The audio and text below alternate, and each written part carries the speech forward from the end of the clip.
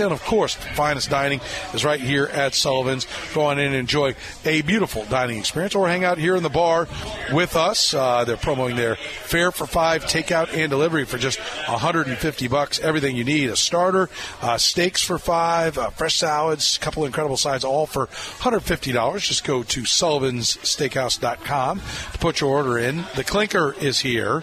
Danny Unleashed. Danny, what are you buying the Royals to get a split of the series with the Guardians? 2 out of now I think they are in line for a split, but recent trends and 6 hits again and the Guardians have been playing great, so I'm going to say that the Guardians bounce back with 2 out of 3, but I think the Royals are good for another win in the series. I'll say that. And I think going in, this series was about the Royals starting to be an improved ball club. 9 games out against a team that's 24 games over 500 and has played way better than you. Okay, you could say, geez, if we sweep them more than 5, okay, well, if they do, then I'll eat crow. But I think this is more about general improvement, getting back on track, and being part of the realistic goal, which is to be a wild card team. Yeah, I think so too. And listen, maybe the Guardians are going to hit a cold stretch. They haven't had one yet. I'd have to look at their schedule and see if they, early on they were playing softies, but so were the Royals. Everybody's played somebody of note now. But they go 6-12 and be 18 games over 500. So, yeah. I mean, that's the position they put. They're the second best team in baseball and the best team in the American League by record right now. After the Royals, go ahead. After the Royals, they're back home 3 with the White Sox, 3 with the Giants, and then on the road 4 with the Tigers and the Rays. Or 3 with the Rays. That's funny. That was just funny. It was like set up. When does the meet happen? Yeah. Like at the end, do they play and then home for 16 straight against the Yankees? and then home for the Padres and Tigers at the Phillies, July 26th. Well, I mean, they just waltzed into Baltimore and won a series there. Yeah. I mean, they're it's not fluky. I mean, it's their offense is surprising. Yes, I'm never going to be surprised by their pitching, no matter who they throw out there. I agree. They clearly get the pitching, and I'm hoping that's where the Kansas City Royals are headed towards right now as an organization. But where did this offense go? Like, I play fantasy baseball. I study the players, and I wasn't like, after Jose Ramirez, who are you going, I got to have this guy? And it really has been sort of by streaks. Well, nobody knew that Stephen Kwan was going to be Ted Williams. Yeah, right. So, I mean, he's sliding a bit, but he's sliding to 370. 373. He's not Ted Williams. No. He's more Ichiro. Yeah, but he's got 7 home runs this year, and he's 7. Right, but I mean, he missed a month. So, I mean, okay, fair. Right, and he's still not Ted Williams. No, he's not Ted Williams, but yes, he's more Rod Carew. More Boggs. He is Carew, more Rod Carew. Yes, Gwynn. Maybe Boggs would be a good one because he got a little bit. It looks like he's developing a little bit of power, but most of it has been like Josh Naylor was really hot at the start of the season. Now he's cooled off, so his numbers don't look that great. And now they've had some guys who didn't start off that well and have gotten hot, and then Kwan came back. So it's kind of been by committee plus Martinez, who is he like at this point? Martinez or Ramirez? I mean Ramirez. Sorry, my bad. That's right. Yeah, that Martinez guy is pretty good too. Yes. Dave Martinez came back, and so Ramirez, this far into his career, is he like the most underrated player ever? I mean, he's great every year. And I think probably a lot of people would do what I just did. Well, the fact that I'm thinking is lending absolute credence to your argument, because usually somebody says that and I immediately have 5 names that come to mind. I go, no, dunce. And what about this, Kent? this? But yeah, somebody like that. I don't know. I mean, the average is his on base and his slug. He's got a 502 slug and an 855 OPS. Through and he's a good defender, and he's a good base runner, and he's our team shockingly leader. good base runner because he's kind of a tub. Yeah, he's a little stocky fella. I can't say I have seen the. I have 190. At 190. Put the other leg on the scale. That was back. I think he's one of those people. I think he's probably in better shape than than he looks. That's my guess. I don't think you can do. He plays all the time. No, but I think he's kind of like Tony Gwynn. Cecil Fielder didn't miss games. No, but Tony Gwynn, even before he got fat, the first 5 minutes of his career. But I mean, he was a basketball player, and I think he was just a round-bodied guy. But Ramirez, he was fat. Round-bodied is fat. Well, I think some people are squatty-bodied. Like Kirby Puckett was in good shape for most of his career, but he was round. I agreed with everything you said about Jose Ramirez, but I pointed out that he's calorically challenged, and that's what you're going to fight. I'm not going to fight it. I just think that sometimes we'll see a guy who's Kirby Puckett was fat. Eventually. He was a muscular, short. He was fatter when he was older, but he was never thin. No, he was never thin, and Jose Ramirez was never thin. But I'm not saying he looks to me like somebody who was in good condition. What are you, a politician? No, like you pick your guy and he has no faults? You're talking to somebody like I've probably been called the biggest fat shamer who opens his mouth on the radio. And is that not factual? Apparently not, because I'm sticking up for Jose Ramirez. Anyway, he's a wonderful player, and I really like watching him play too. He's got a bounce to his step. He's not like Francisco Lindor, who's always at Mr. Smile, but he looks like he's having fun playing the game. I just love the guy, and that's why the Royals fans are lucky too, because they've got. Salvy's more Francisco Lindor. And what are you going, A's owner? You're going to be like, look, and Bobby, you're going to go out and watch the Guardians. And Bobby Witt Jr. is more like Jose Ramirez. I mean, he looks like he's having fun playing, but it's not like he's smiling and, Bobby Witt Jr. is not fat.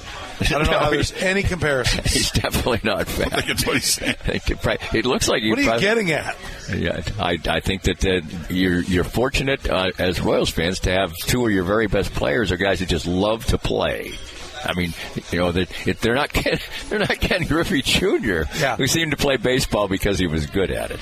Yeah, Salvy's one of those guys. He gets hurt a lot, and maybe misses the rest of that game and then is back in there. Or he misses one game, he's back in there. And then he homers his and maybe to his detriment. Don't you think his June performance had something to do with him?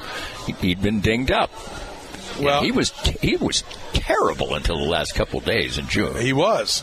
But that's kind of what he does. Right. We'll see if he turns it back on. Let's hope. Yeah. I'd like to see a 30-plus home run season and the on-base percentage stay way up. He's been flailing for a while now. He always has that stretch. But listen, do I think he's going to have 370 on base? No, I don't. What's he down to now? He swung and missed at a pickoff throw last week. 352.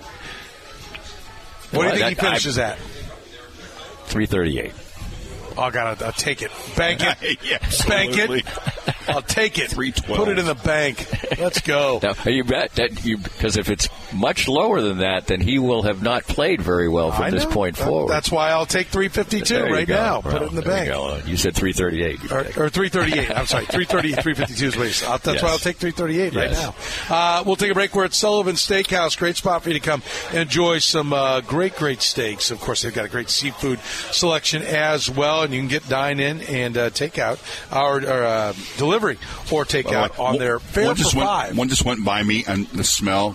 I know. It's so good. It's like I'm in a Disney cartoon. They're going to bring us something. I said you got to wait till Danny goes. Because he's a fat shamer, and we're not rewarding him. More of Danny's Reasonably Irreverent podcast after this. Hey, Kansas City, Joe Spiker, Easton Roofing, back for another beautiful springtime in Kansas City. We are proud to announce our renewed partnership with Big Brothers Big Sisters of Kansas City. Starting in 2024, a portion of every job sold will be donated to a cause close to my heart. I was a big, and I encourage you to volunteer. And if you hire us for service on your residential or commercial roof, you'll know that a portion of the profits will go to a great cause. So call us at 913-257-5426. Easton Roofing. Integrity matters.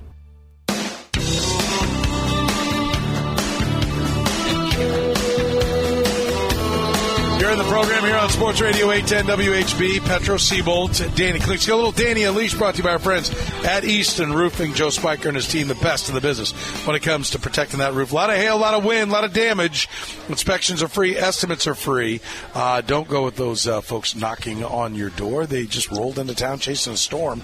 Go with Kansas City's best. That's Easton Roofing, locally owned and operated, family owned and operated. No payment collected until you're 100% satisfied. Find them online at eastonroofing.com. Danny, Sporting Kansas City has hired a general manager. Fired one, hired one in the last 7 days. It's the only word you can Mike really... Mike Burns, by the way, the man right. who hired. And he was seasons. Former U.S. Olympic U.S. men's national team player, and he was great. He had a great record with the Revolution. But I think disarray is about the only word you can use fairly about Sporting right now. They're playing poorly, and they're firing people midseason. Are they playing poorly, or are they just under-talented? Because they're changing out the personnel guys.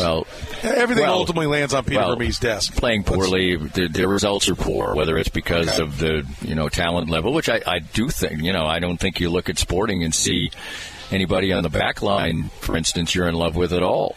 When you're changing Kyrie Shelton's career arc and making him a defender, and it hasn't all been injuries. And you're for the time being, you're kind of giving up on Jake Davis being a backline player, and he's looked better in the midfield. So, there's a lot. I guess the narrative is there's a lot going on, and not much of it is good. But it seems like Peter Vermees is rising above it, and he is still a stalwart in the organization. I will say this. Joe Spiker, when he came in, when Dortmund was playing in the finals of Champions League. Yes. We talked about Sporting, and he said, hey, you've had a designated spot open all year. He said, that's an ownership thing. Right. Are we seeing that small market is starting to be a real thing, or bottom line is more important than the winning line? Well, I think there's evidence for it. They've left a designated player slot unfilled for, months now. Right. And, you missed on your biggest signing ever. I know he's played well when he's played, but Alan Pulido is, he hasn't played very much. I agree. And it's the most expensive player in team's history. And I will say that I don't think a smaller market team in MLS can miss on DPs. I agree with that. And, I think you saw that against Columbus. Their DP well, you can buy out a contract, but they never do that. Right. They don't ever buy out a contract. You can do that. You can walk away from a contract, and that's something they never do. I was looking back. There's some history on that, and they don't do that. So if they do, I wonder if that makes them overly cautious in the buys they make, because they know that, once you're in, we're not paying a guy to go away. I would say, especially in the case of as much money as they gave to Alan Pulido, they're not going to buy him out. No, and I'm not suggesting right, they should. But also, Johnny Russell's DP, and he's older now. The team got old. They are one of the oldest teams in MLS. And so there's a lot of things that are problems right now with Sporting, and I think what's probably catching the eye of ownership or anybody else is, in the most recent home game, you looked at the stands, and I'm sure many of the tickets were sold, but the place looked on television to me, and in the last game I attended publicly, they were still coming close to banging it out and banging. It looked full. It was about half full. Didn't you think it looked about half full? Yeah, I did. And I sit here and I wonder if the worst thing that happened to them wasn't the hot streak at the end of last year. Because they were old, we were saying all these same things, and then they caught fire, and it's like, no, okay, they can still go. But I was surprised there weren't more changes in this past offseason, kind of looking, because Peter Vermees has never just stood pat. He's traded guys like C.J. Sapong and Dom Dwyer, and they just kind of stood pat. And I don't know, maybe they need to get back to their roots. I don't know, but it's going to be an offseason of change for sure. It certainly is interesting. Hey, the good news is they are still another hot. Maybe it wouldn't be good for them to do that and make the playoffs, but they're still only 11 points out, which can be done. That's it looks like a mountain to me, I'll be honest with you. Okay. Danny, you're the man. We appreciate it. We hope you enjoyed the latest Danny Klingscale Reasonably Irreverent podcast.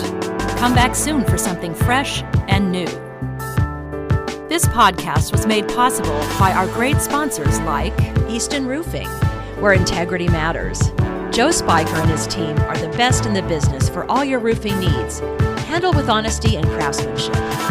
Visit them at eastonroofing.com.